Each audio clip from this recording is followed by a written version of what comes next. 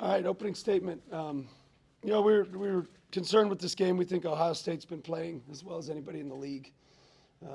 And we were obviously, we had a heightened awareness to what they did. And I thought we executed our defensive game plan for the most part throughout the game.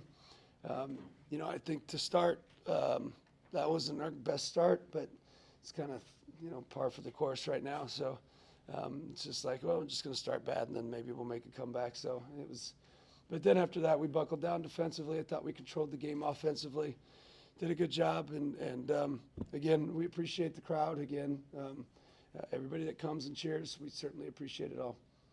Ben, what does it mean to you to get 20 wins in your first season in the Big Ten? With all due respect, not a lot.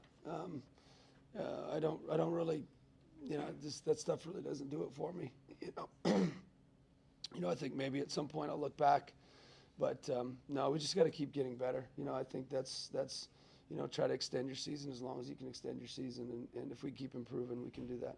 Ben, you've talked frequently about getting into your second and third action when you're running your offense. Seems like your posts were really, really excellent passing the basketball. I mean, how much did the post play kind of their playmaking be able to kind of open up the offense a little bit and help you guys run efficiently? Yeah, and we kind of went with that a little bit because teams have been switching so much, and so we went with a little more passing there with Alvaro and Trevin. They're just elite passers, and so then it becomes an issue when you switch them, and obviously they can post and finish and all that. So yeah, I thought they did a great job. I thought our whole group did. I thought we simplified the offense, and then obviously defensively, I thought we were pretty tuned in. And you're 12-1 now when Alvaro scores in double figures. What's different about you guys and how you play when he's scoring like that? I mean, he's just a matchup problem because he's, that's what we recruited him for. He's 6'10", and he obviously can shoot, he can pass, he can post, he can do so many different things, and now he's defending, and he's learning how to win. He's learning what it takes to be consistent in the Big Ten, and you kind of see that coming through slowly but surely. Defensively, you guys ran more doubles on them, some of the screens. Was that something you saw on film that was really effective against them? Yeah, typically we're up in coverage for the most part. We were actually up in coverage against Wisconsin. We were just soft in it, and then we didn't rotate correctly. So tonight we actually rotated correctly. We were up in coverage for the most part, and then you have different nuances based on who's coming off, who's setting it, and all that stuff. But it's typical defense. What do you attribute some of these slow starts to? I have no idea, but if you know, you let me know because it drives me insane. I don't have much hair to lose, but I'm losing it by the day. What was your message at the under-16 in the first half? Don't be so bad. No, I don't know. I didn't feel like our energy was bad.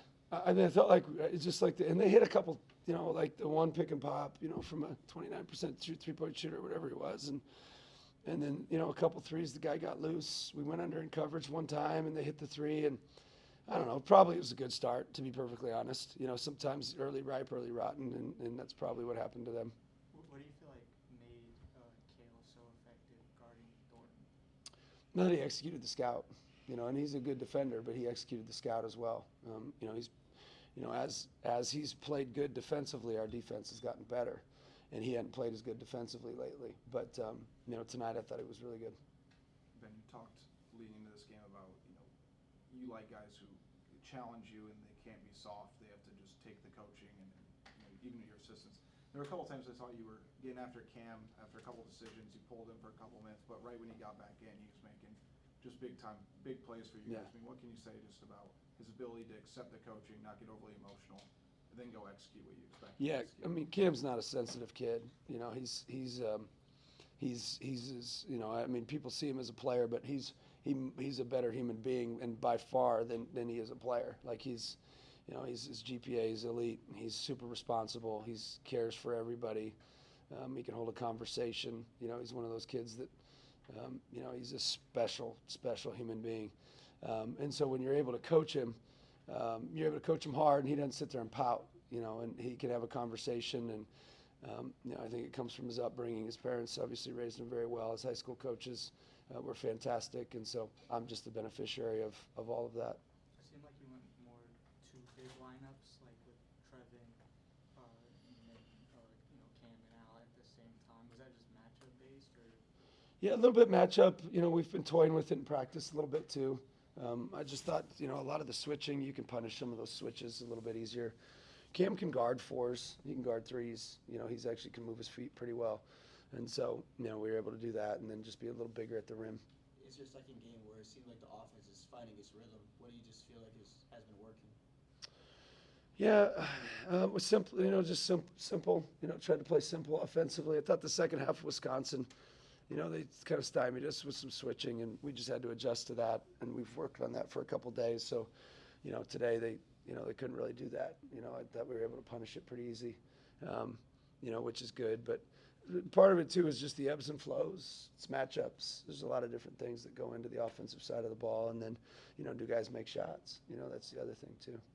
Going back to 20 wins, you are only the second coach in program history to win 20 in their first year. Who's Tom Davis being the other. Dr. Tom. So, again, I'm not a big but I do respect history, and I respect Coach Davis, and how good a coach he was. I respect all the coaches and how good a coaches they were here, and I completely understand all of that stuff, and I'm humbled by it. For me, I think that when you get too far down those paths of patting yourself on the back, I think sometimes you get yourself into trouble. Talked about Alvaro really starting to learn how to win. When he's on the court and things are flowing well, there might not be another player that's having more fun than him out there. Can you just kind of expand what you mean by just he's starting to maybe turn the corner and really learn how to win? Yeah, there's a little bit. Let's try to kind of explain. So there's winning plays and there's losing plays, and sometimes being a winner, or not a winner as a person, but winner on the floor, requires that you eliminate some of the losing plays. And sometimes it's just making winning plays, but also trying to eliminate some of the losing plays, whether it's a foul late in the game, or a missed box out, or a blown coverage, or just all those different things. The other thing is the workload here is really hard. And so his body had to acclimate to that for a long time too. And then you start to create a habit of being ready every single day, which is also a winning characteristic.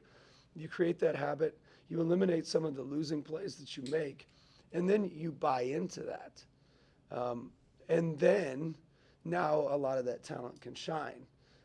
It's just some kids take longer than others, some kids take shorter than others. Everybody develops differently. As long as you don't rush it, which is really impressive by him that he didn't rush it, and because he could, he was a sought after transfer, and he's coming off the bench, and he's not sitting there pouting about it. He wants to play more, obviously, but he just keeps coming back for more and keeps fighting, and that's another winning quality that he's starting to slowly develop, but he hasn't reached it yet, and we'll make sure he knows that. And keep him going in the direction. And if not, Nacho will. Did you know he was going to be here? Nacho? Yeah, I saw him earlier today. Those two together, boy, they're a different breed. With the season high, you going to see if he can be a permanent resident in Iowa City? I've talked to him about that. Yes, I think he could he could be a little distraction for Al every once in a while. But I'm not sure who the mature one is in the bunch, but they're so fun together. They've got a lot of life, a lot of energy, and a lot of enthusiasm for people. So they're super fun. There was a play early in the first half where Alvaro dove under loose ball and got a tie up to keep the possession with you guys. Just what do those kind of hustle plays just do for your entire team? Yeah, it's a winning play. That's kind of what we're talking about is how many winning plays can you make and can you stack them? And he did that. I think it does energize our guys. It energizes and makes everybody else want to do the same thing and play hard. What was it like to have Trevor Hudgens here? I want him to play. Trevor Hudgens is a killer. He's if he's not, he's as good as I've coached. I don't ever say somebody's the best or not the best, but as good is appropriate, because then it could be tied with multiple people. He's as good a player as I've ever coached. He would play at this level. He would be all Big Ten at this level. He's elite. All right, thanks, Coach. thanks, Coach. Thank you.